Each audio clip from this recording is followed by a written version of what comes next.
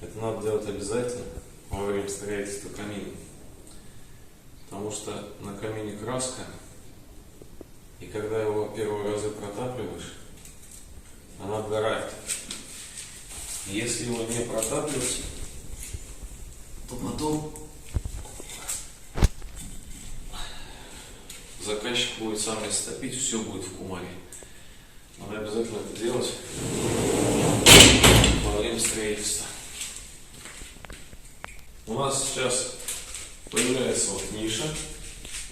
Она будет использоваться как для дров, еще там сувенирчики поставить. Здесь у нас еще будет банкетка. Завтра ее уже доделаем, столбовой подготовим. Сделали лекало. Завтра как раз приедет технолог сюда. Такое лекало будем изготавливать. Вот сюда есть железо, на которое уже в дальнейшем будет становиться весь короб.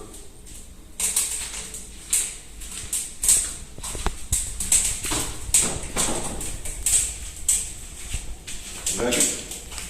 Отлично. Все работает.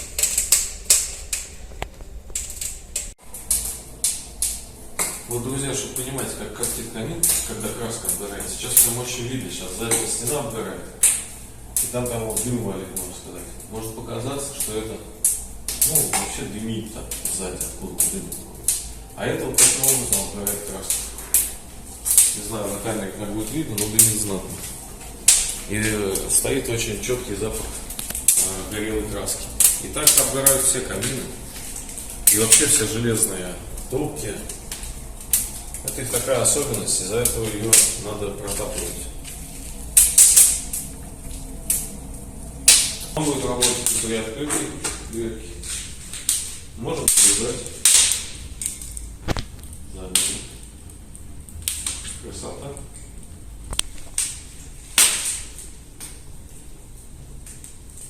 Закоптит знатно. А когда короб поставим, он еще сильнее будет в закрытом пространстве. Но это нормально, первые раза 3. Друзья, нам приехал уголок, который будет устанавливаться вот сюда, на камин, и на него уже будет вставать короб. Делали на заказ, вот такая интересная конструкция. Это вот будет стойка пилиться в стену.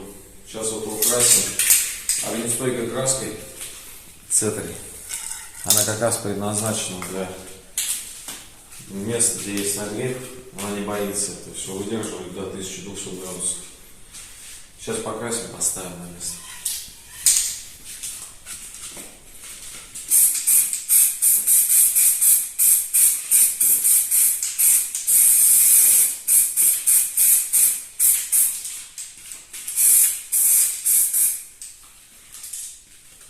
Сейчас в другую сторону. Сейчас у нас происходит выставление короба из суперзола.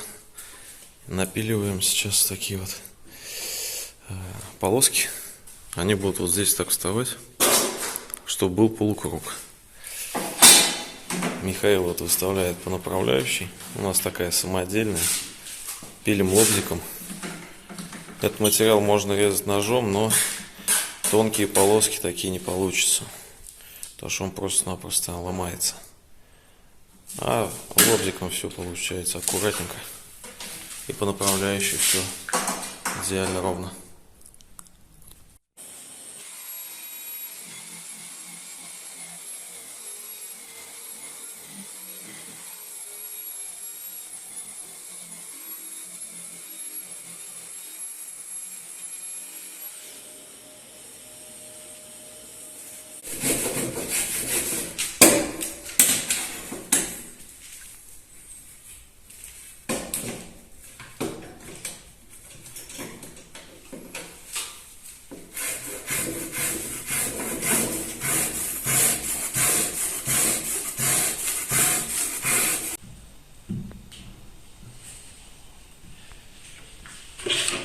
Сейчас собираем короб из суперзола. Склеиваем ее на мастику.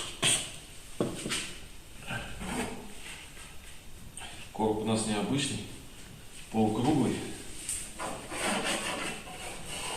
Приходится мудрить.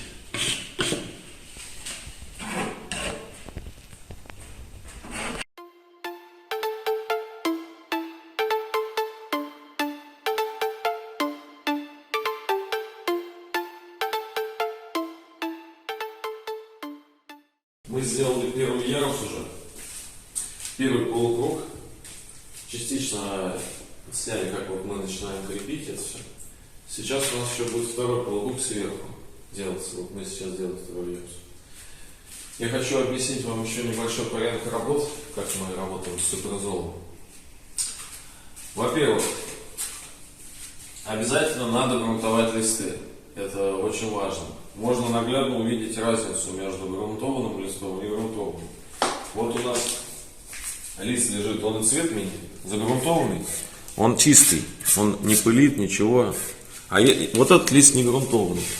Он сразу, весь в пыли. К нему ничего никогда не прилипнет. Обязательно все грунтуется, обеспыливается.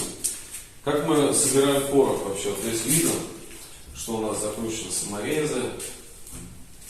Это берется лист, естественно, грунтованный. Мажется мастика. Ставится вот так лист, чтобы нам сделать прямо. И с другой стороны внутренний обязательно приклеивается еще вот так вот лист. Вот так вот. И скручивается все саморезами для жесткости. Так, еще есть как пилить этот материал. Есть в основном два способа, которые мы используем. Это либо ножом пилится, либо лобзиком.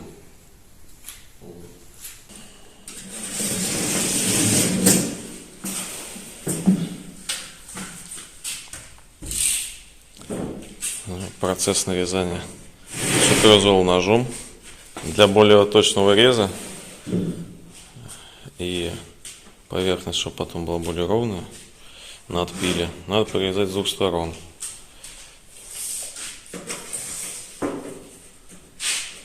И потом рубаночком проходить.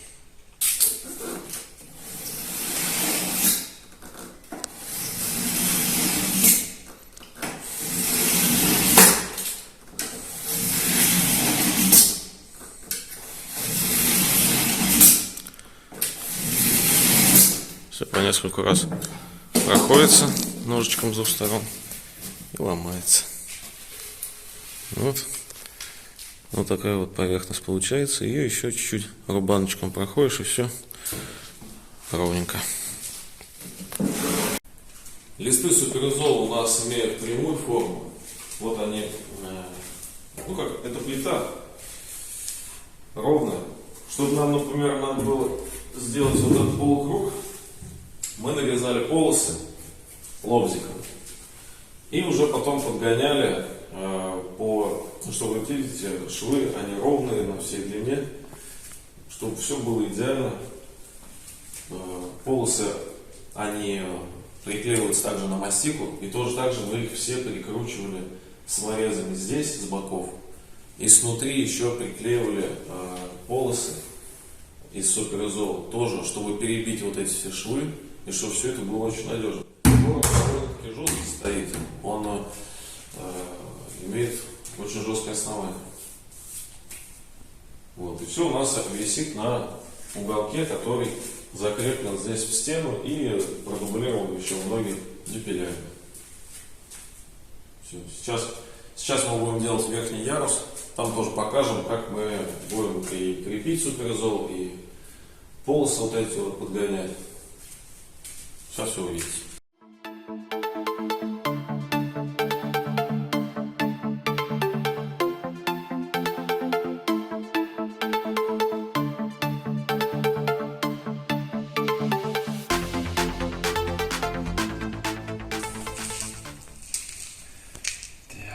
Затапливаем камин.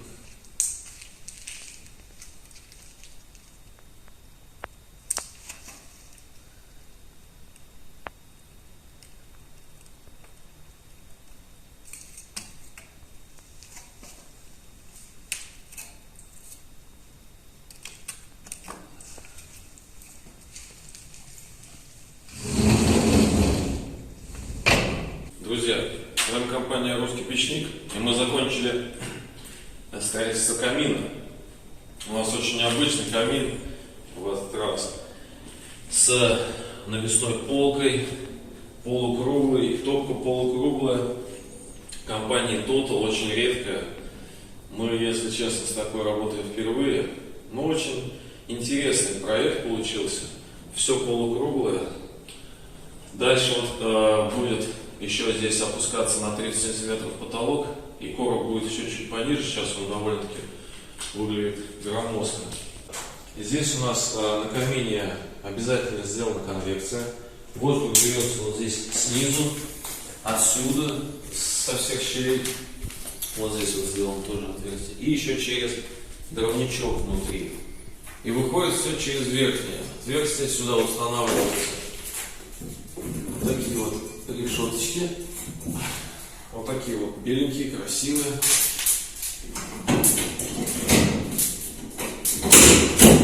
Вот так они будут стоять.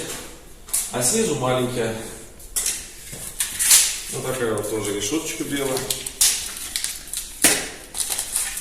Мы их сейчас пока устанавливать не будем. Это все уже будет сделано после отделки. Вот она тоже такая красавица. Она будет стоять уже вот здесь снизу. И с той стороны у нас тоже решетка. Это у нас сделана здесь ниша под дрова, банкетка. Здесь тоже будут сделаны в дальнейшем полки под различные сувениры и тоже как небольшой дровник.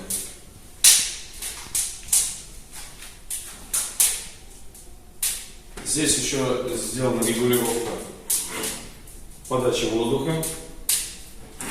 Как вот она закрыта, так открыта на максимум.